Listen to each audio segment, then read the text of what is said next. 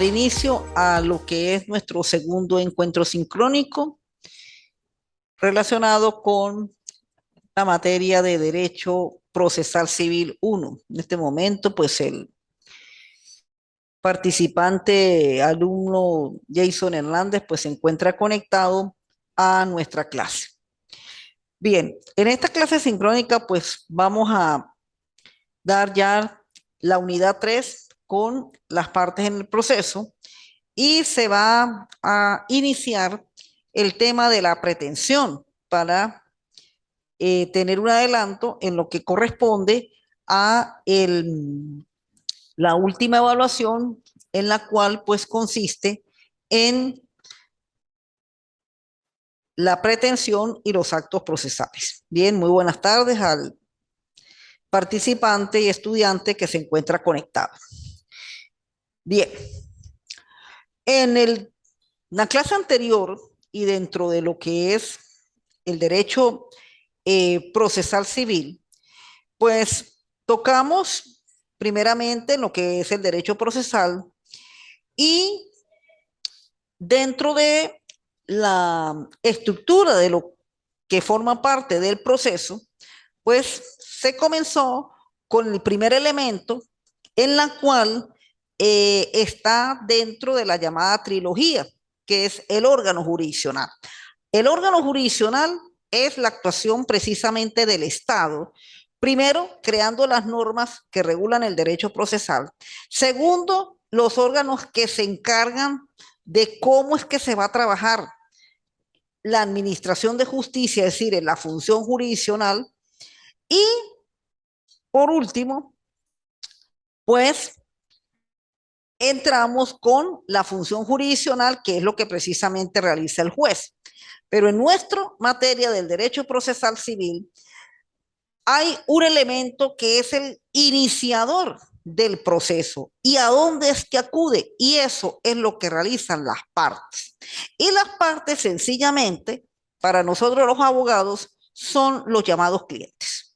Esos son las partes, pero ellas tienen que tener unas características muy específicas, muy especiales.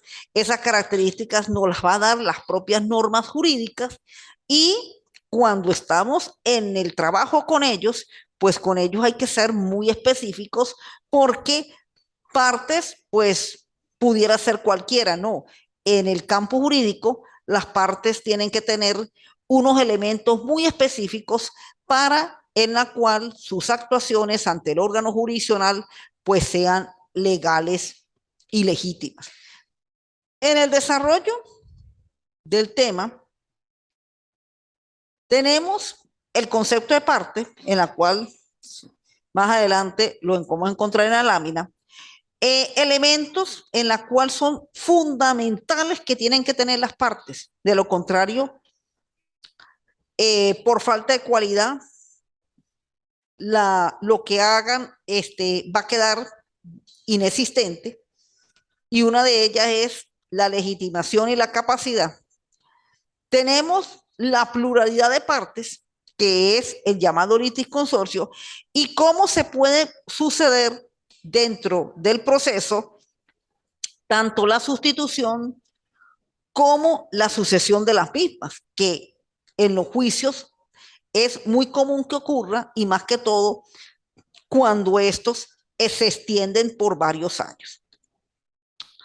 Aquí tenemos en la lámina, y dentro de las definiciones que mayormente lo da la doctrina, un concepto muy interesante dentro de tantos conceptos que uno ve de partes, pero me pareció el del doctor Luis Loreto, algo en la cual pues está vinculado ya con esos requisitos que las partes deben tener.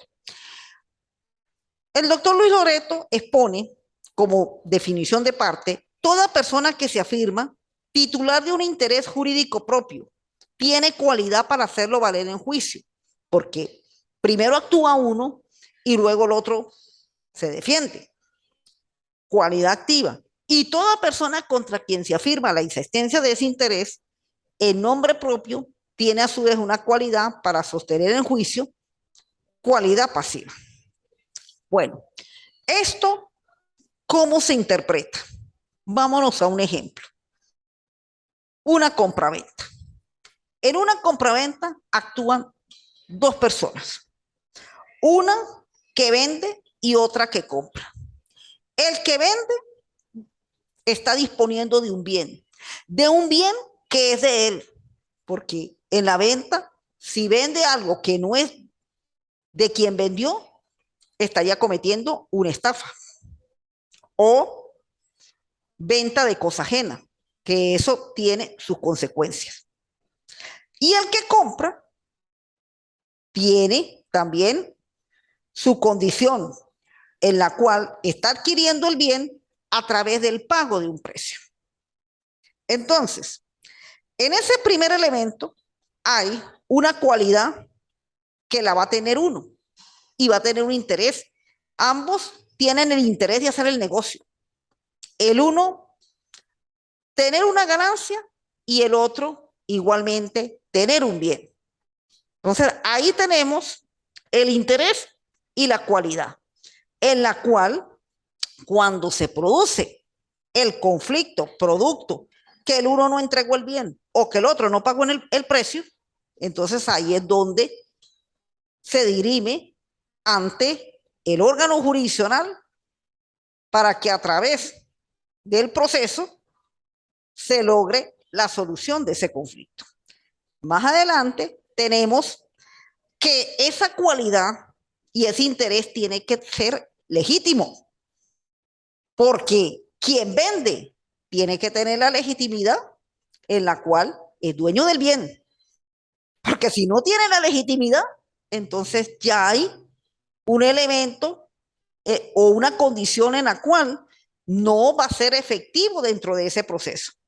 Y el que compra, pues tiene que tener también una legitimación en la cual ese dinero, por lo menos para el pago, o por lo menos su negociación, es legítimo para hacerlo.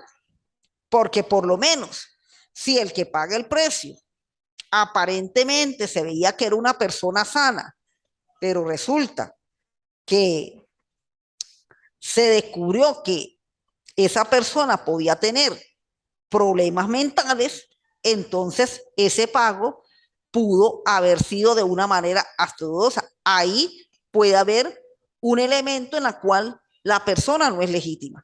Entonces, además del interés de hacer el negocio, además de la cualidad que tienen que tener, ellos tienen que tener legitimación para poder llevar a cabo ese interés y esa cualidad.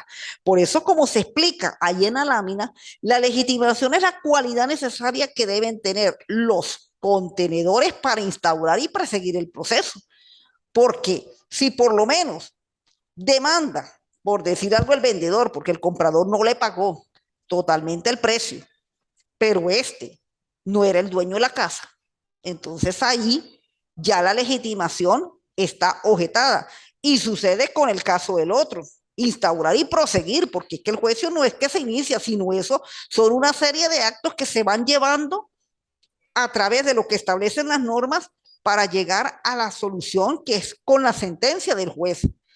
Será que a lo mejor esa persona no tenía su plena capacidad, entonces también su legitimación está cuestionada. Por ello, más adelante, la regla general de esta materia puede formularse así.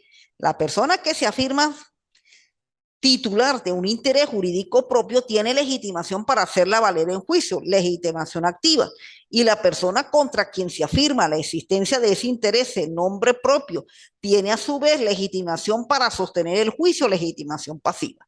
Es decir, sea el demandante, que mayormente es legitimado activo, o el demandado, el legitimado pasivo, tienen que tener interés propio, tener cualidad y tener esa legitimación. Porque si en un caso, vamos a suponer, no era el dueño del bien y en el otro a lo mejor tenía problemas mentales por el cual no podía hacer ese pago como tenía que hacerlo, pues ahí es donde precisamente al haber una legitimación cuestionada, es donde la sentencia de repente sea declarada inadmisible. Y allí, pues, el proceso no está cumpliendo el fin como lo es el de la Administración de Justicia. las partes, la legitimación, bien, la capacidad. Y aquí es precisamente por qué complementamos esto. Porque es que resulta que en el derecho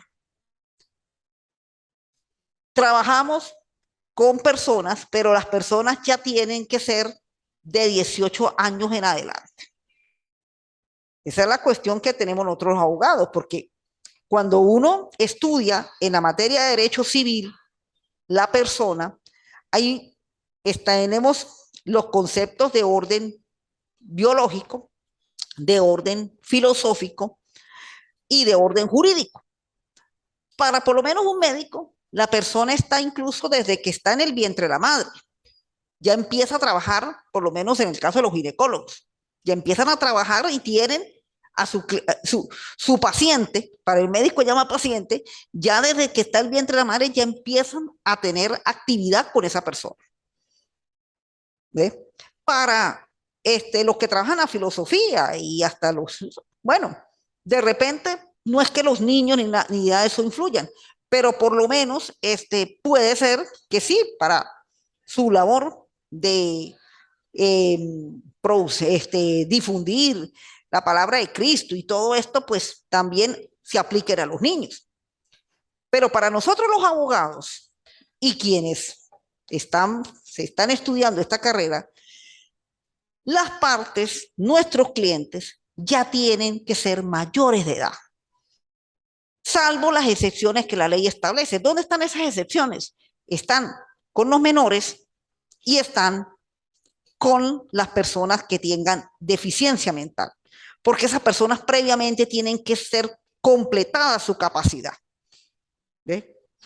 O sea, muy rara vez, sí, uno puede, está la jurisdicción especial del OMNA, pero se supone que es porque los adultos que nos contrataron, por lo menos en un juicio de divorcio, hay niños. Se van a utilizar, hay bienes y hay menores, pues se utiliza la jurisdicción de OMNA porque hay menores. Pero generalmente quienes interponen esas acciones, pues son adultos, o sea, tienen que ser adultos. Por eso es que en cuanto a la capacidad en la definición de Rangel-Romberg y lo que dice la norma del 136 del Código Civil, tenemos que son capaces para obrar en juicio las personas que tengan el libre ejercicio de sus derechos. Por un primer lugar, tiene el libre ejercicio de sus derechos. Es decir, el que esté bajo una pena de prisión o de presidio, ahí se le suspenden el libre ejercicio de sus derechos. Esa persona no, jurídicamente no puede hacer nada. Bien. Los cuales pueden gestionar por sí mismos por medio de apoderados, salvo las limitaciones establecidas en la ley. ¿Dónde están esas limitaciones? Están en los menores, están en los incapaces, en las personas que tengan deficiencias mentales. Entonces, cuando hay un menor o hay un incapaz, esa capacidad hay que completarla. ¿Cómo se completa? Pues hay que a veces utilizar la representación. En el caso de los menores, bueno, son los papás que los representan por ejercer ellos la patria potestad. Y en el caso de los incapaces, aquellos que tengan deficiencia mental, con el nombramiento de un tutor, que hay que hacer un previo juicio para que puedan ser completadas su capacidad. Entonces, nuestros clientes, cuando se van a actuar en un juicio,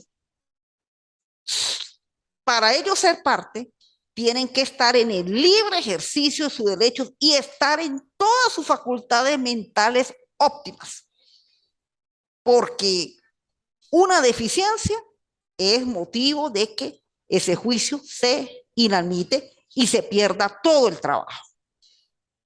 Entonces tenemos la cualidad, la legitimación, el interés y la capacidad.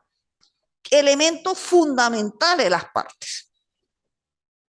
Y eso es el previo examen que nosotros tenemos que hacerle a nuestros clientes.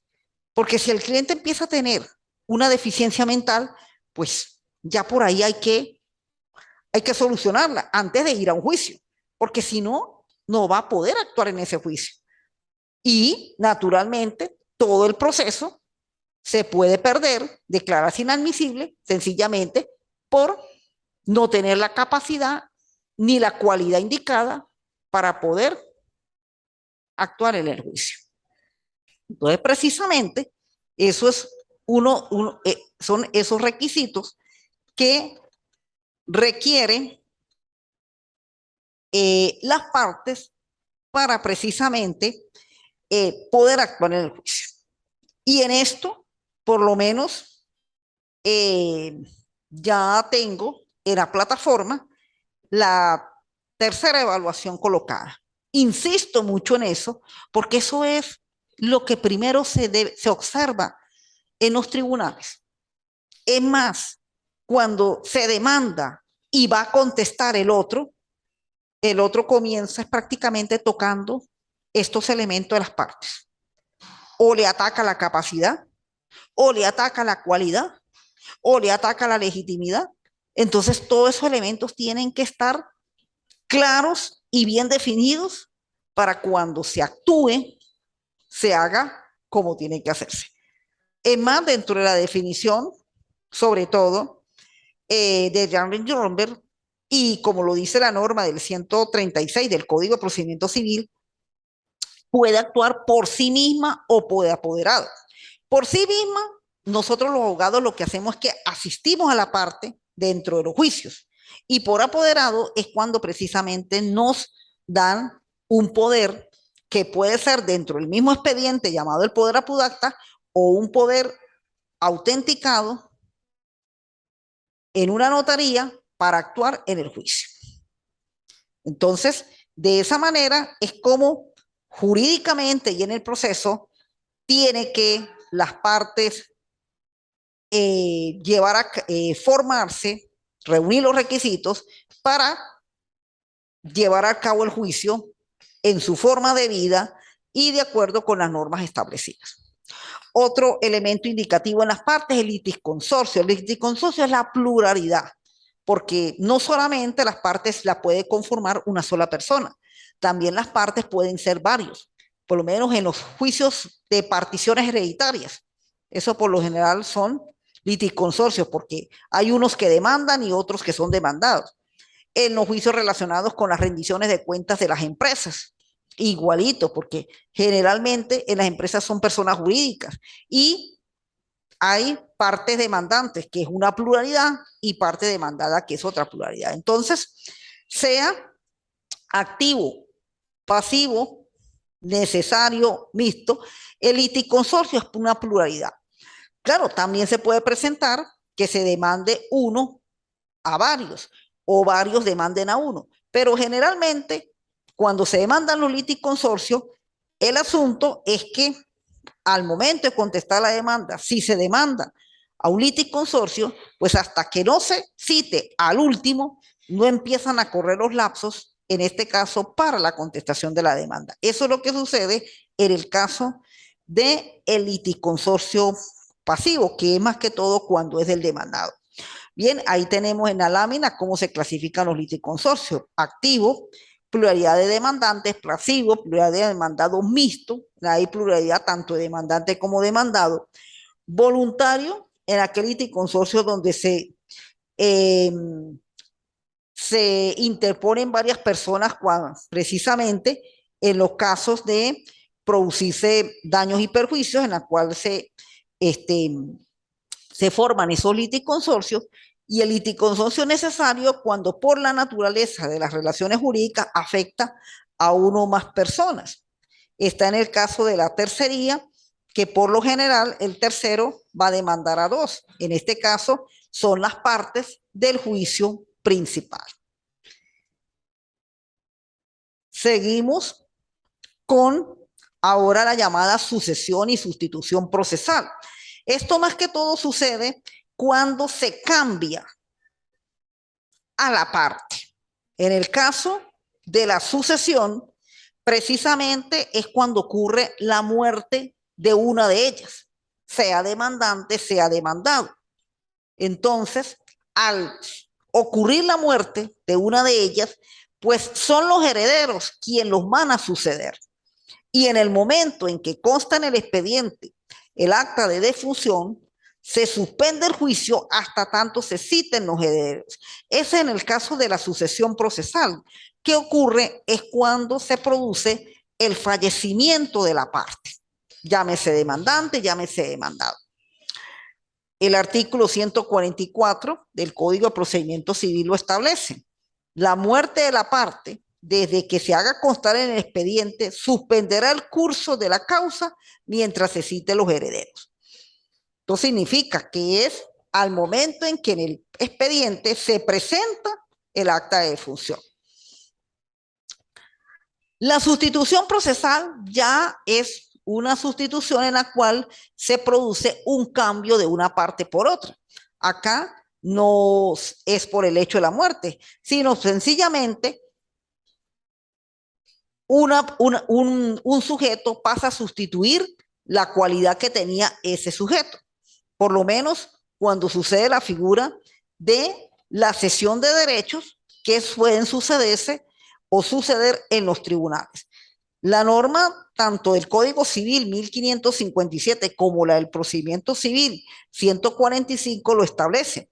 La cesión que hiciere alguno de los litigantes por actos entre vivos de los derechos que se ventilan a quien no es parte de la causa después del acto de la contestación de la demanda y mientras no sea dictada sentencia definitivamente firme, no surtirá efectos entre el sentenciario salvo el consentimiento del otro litigante. ¿Cómo se interpreta esta norma? Esta norma tiene la siguiente interpretación. Si la cesión de los derechos litigiosos a otra persona que haga bien sea demandante o bien sea demandado ocurre antes de la contestación de la demanda, pues no va a producir ningún efecto de que no sea reconocido. Pero si se produce después de la contestación de la demanda, en donde A le vende a C sus derechos para que C sea el que continúe en nombre de A contra B, para que esa cesión sea aceptada, B tiene que dar su consentimiento. De lo contrario, si B no da su consentimiento, a la hora de la verdad, quedaría una parte desprotegida. Y generalmente, dentro del proceso, lo importante es que ambas partes estén hasta que el juicio netamente termine. De estas dos, la más común es la sucesión procesal. Y más que todo, cuando se producen juicios demasiado largos, sí se producen muertes de partes. Y que eso, a la hora de la verdad, retarda mucho el desarrollo, la culminación de los juicios, porque prácticamente tendría de nuevo que volver a empezar cuando llegan, sobre todo, los herederos. La sustitución procesal es muy relativa que se dé, porque a menos que se estén dando procesos o juicios bien sustanciosos, pero del común no es tan común la sustitución. En cambio, la sucesión procesal sí produce muy a menudo. Y en cuanto a la representación de las partes, esto ya tiene que ver con nosotros, los abogados, que somos sencillamente los llamados apoderados judiciales. Bien. Entonces, por eso, como la norma del 133, de que pueden actuar por sí, cuando se refiere a la capacidad por sí o por medio de apoderados, precisamente ahí es donde entramos nosotros. Y esa representación judicial, pues, tiene que ser otorgada por medio de documento, bien sea que esa representación se dé dentro del expediente o que se dé a través de un documento público, porque si se da por medio de un documento, eso tiene que ser un documento público, auténtico y otorgado en Venezuela por un notario público. Eso sí tiene que ser así. Bueno, tenemos a otro participante. La norma del 136, pues lo tiene muy claro y tiene el derecho de gestionar personalmente sus intereses o por medio de apoderado. El apoderado o representante de la parte litigante debe comparecer al proceso previsto de un instrumento auténtico otorgado por esa parte, el cual debe contener las facultades que le han sido conferidas objeto de desempeñar la representación a cabalidad y en conformidad con el mandato que le han sido conferidos. Mire, aquí eso sí es un documento que se tiene que aprender muy bien a hacerlo, cuando las partes nos otorgan poder. Porque ahí tenemos que indicar todo lo que vamos a hacer en el juicio, desde la introducción de una demanda hasta ejercer el recurso extraordinario de casación. Todo lo que uno realiza. Y por eso le estoy diciendo, ese poder para que tenga su validez tiene o ser otorgado ante un notario, por eso es un documento público y auténtico, o si se da dentro del expediente, es a través de un poder apudacta. Pero el poder apudacta es única y exclusivamente para ese juicio. Más nada, para otros juicios no se da el poder apudacta. Y el poder que nos dan a nosotros para actuar el juicio es un documento público y auténtico. Así es como nos lo tienen que dar. Por eso es que, bueno, en estos tiempos, producto, bueno, de la situación Venezuela y de lo que está, de cómo subieron los aranceles en las notarías, pues las partes terminan dándonos el poder apudacta, que es el poder que se otorga en ese juicio. Ahora, cuando se le puede dar el poder notariado, pues eso tiene que ser un poder auténtico, público, además de tener su costo, es un poder que tiene pago de timbre fiscal. Ahí se paga un timbre fiscal por el otorgamiento del poder. Aquí tenemos todas las normativas relacionadas con la actuación del apoderado. En el Código de Procedimiento Civil, 150, 151, cómo se actúa por medio de apoderado. Sobre todo el 151, que es lo que estamos relacionados directamente, es el poder para actuar en actos judiciales debe otorgarse en forma pública y auténtica. Si el otorgante no supiera o no pudiera firmar, lo hará por medio de un tercero, expresándose esta circunstancia el poder. No será válido el poder simplemente reconocido, aunque sea registrado o con posterioridad. Eso tiene que ser un documento completo.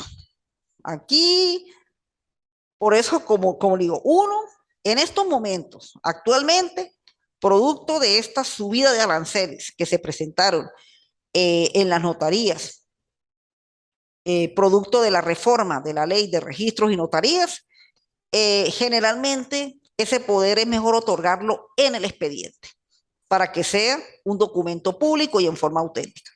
Porque fíjense que la ley es muy expresa, ni siquiera el reconocido sirve. Y uno lo que no puede carecer es de cualidad.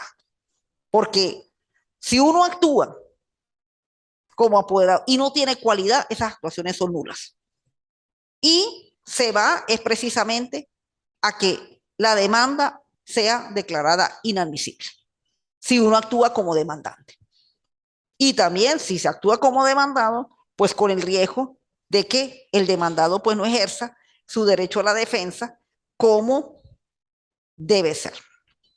Entonces, esos son detallitos que tenemos que hacerlo. Por supuesto, todo eso son las inversiones de que se hace en un juicio, porque en un juicio ya hay que enseñarle a la gente que hay que hacer una inversión, porque ya desde el mismo momento de otorgar un poder hay una inversión. Desde el momento en que se admite una demanda hay una inversión. Desde el momento cuando se cita hay una inversión. Para todo hay una inversión que está ocurriendo actualmente en el desarrollo del proceso y cómo están funcionando los tribunales en Venezuela. En el grupo anterior, como les decía, en cuanto al órgano jurisdiccional, sí tenemos la norma del artículo 26 y la norma del 254 de la Constitución que nos habla de la gratuidad, pero es que ya ningún tribunal está recibiendo una demanda en forma gratuita.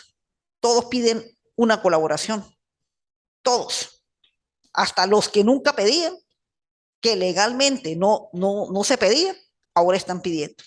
Entonces, eso así. Bien.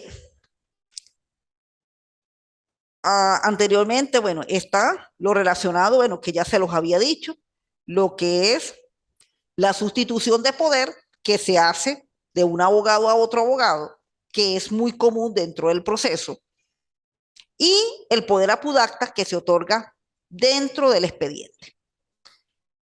tenemos en la siguiente lámina los deberes de las partes y sus apoderados.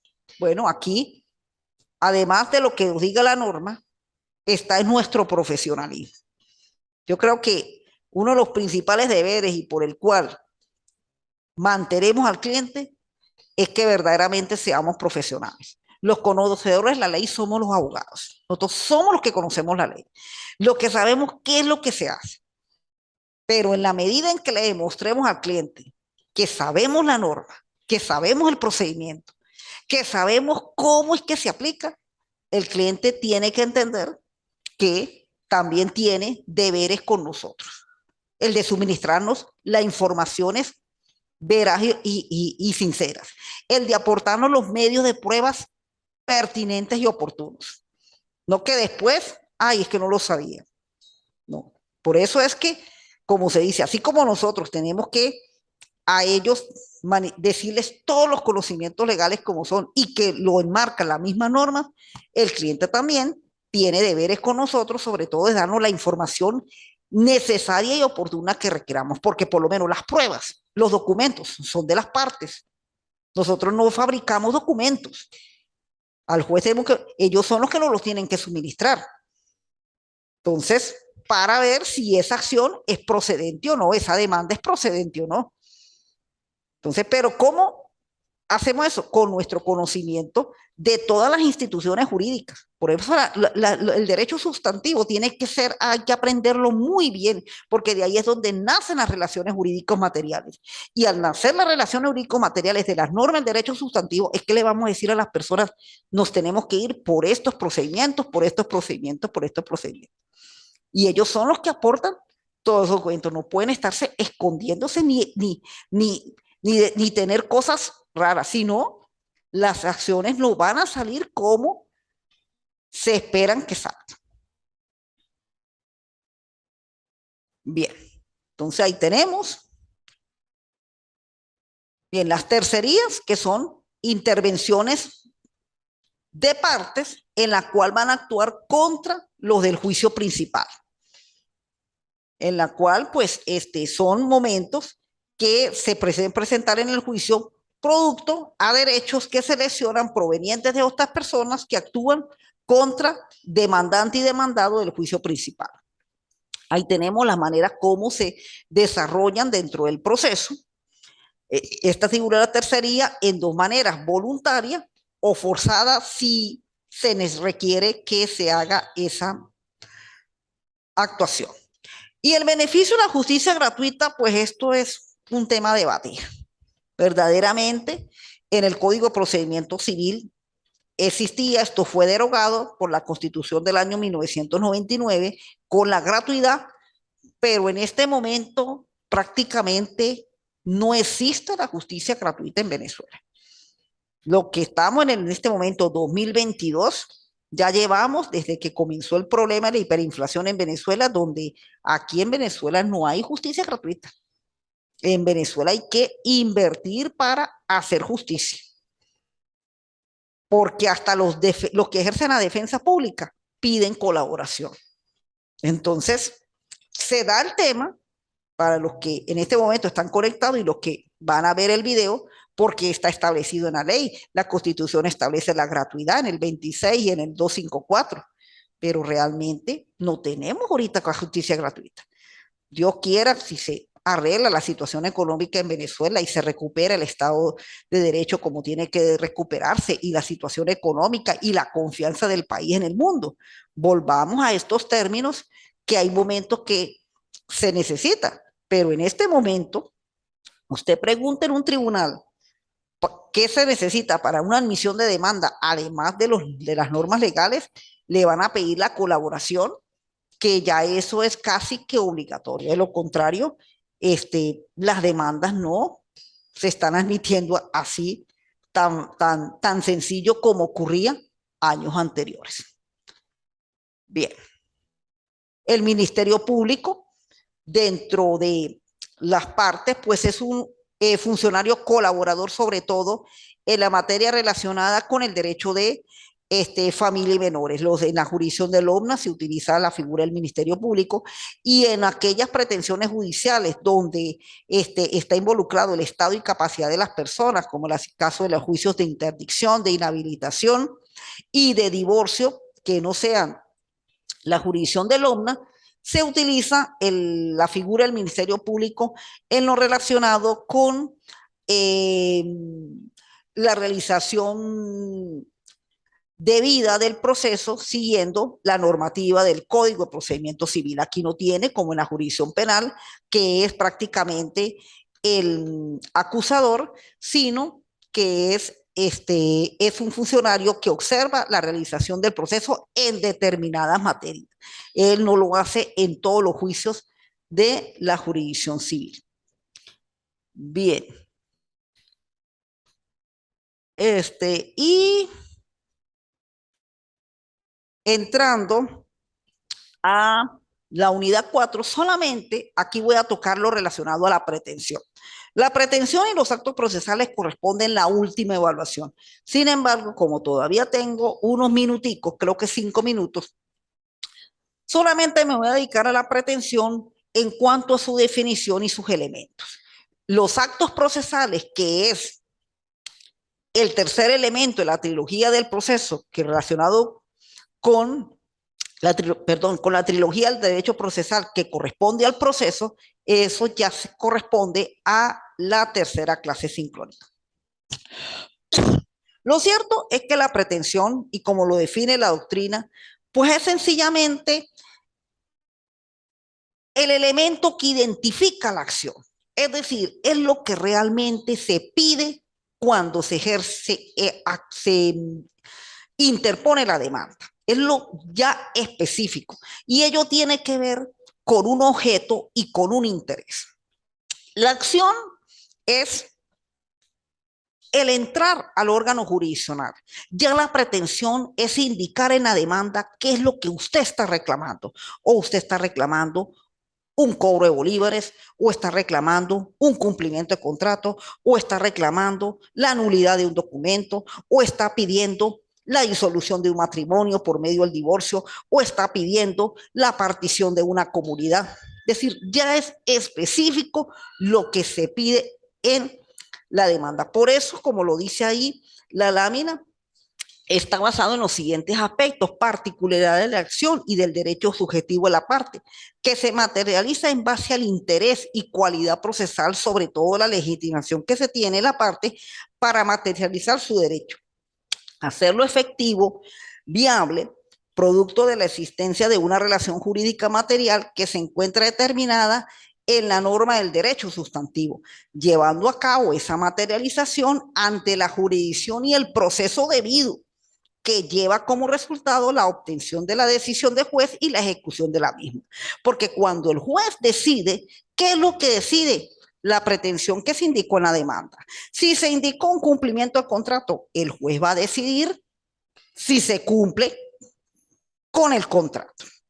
Si se pide la disolución del vínculo matrimonial, pues ¿qué va a decidir el juez? El divorcio, que ese matrimonio terminó. Si se pide una partición de unos bienes de una comunidad, pues el juez va a decidir cómo se va a dividir esa comunidad. Y así sucesivamente. Ahí es donde se precisa qué juez es el competente, el proceso que se va a utilizar y la decisión que el juez va a dictar en la sentencia para luego en la ejecución de la misma llevar a cabo lo que el juez ejecutó en la sentencia. Por eso es que en cuanto a los elementos, pues los sujetos son quien pretende y a quién va dirigido. Sencillamente el demandante y el demandado. El objeto, el interés jurídico, que puede ser dado en cosas materiales, inmuebles o derechos, en la cual se vaya a pedir. Y el título, la causa, la razón, el fundamento por la cual la persona interpone ese juicio.